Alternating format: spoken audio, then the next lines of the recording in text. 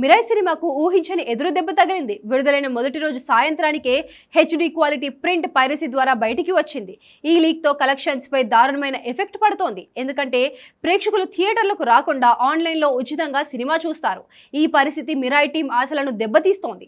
చిత్ర నిర్మాణంలో 3 ఏళ్ల పాటు పడిన కష్టం, 60 కోట్ల ఖర్చు వృధా అవుతుంది.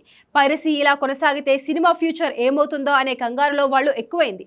కేవలం మిరాయ్ మాత్రమే కాదు, ఈ మధ్యకాలంలో విడుదలయ్యే దాదాపు ప్రతి సినిమా ఫస్ట్ డే లీక్ కు గురవుతోంది. Game changer, Thandel, hit 3, war 2 లాంటి బడా సినిమాలు కూడా మొదటి రోజే హెచ్డి లీక్ల బారిన పడ్డాయి.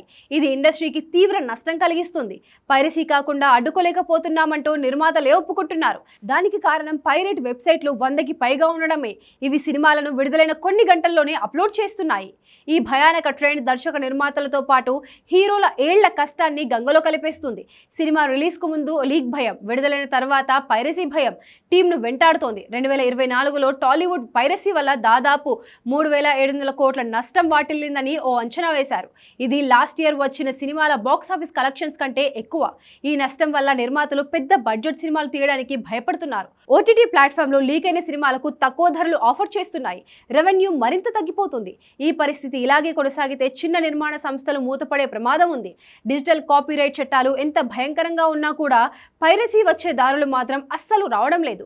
మన దేశంలో కాపీరైట్ యాక్ట్ 1957 కింద సెక్షన్ 63 ప్రకారం కాపీరైట్ ఉల్లంఘనకు 7 సంవత్సరాల జైలు శిక్ష, 3 లక్షల వరకు జరిమానా విధించవచ్చు.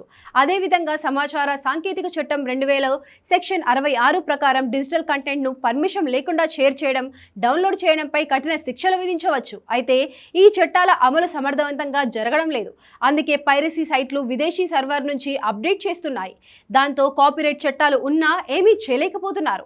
పైరసీని ప్రోత్సహించడం చట్ట విరుద్ధం మాత్రమే కాదు, సినిమా టీం కష్టాన్ని నాశనం చేసే దారుణమైన పని.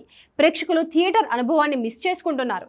ఒక సినిమా తెరకెక్కడానికి వందల మంది శ్రమ, సమయం, డబ్బు పెడతారు. కానీ పైరసీ వల్ల అదంతా వృధా అవుతోంది.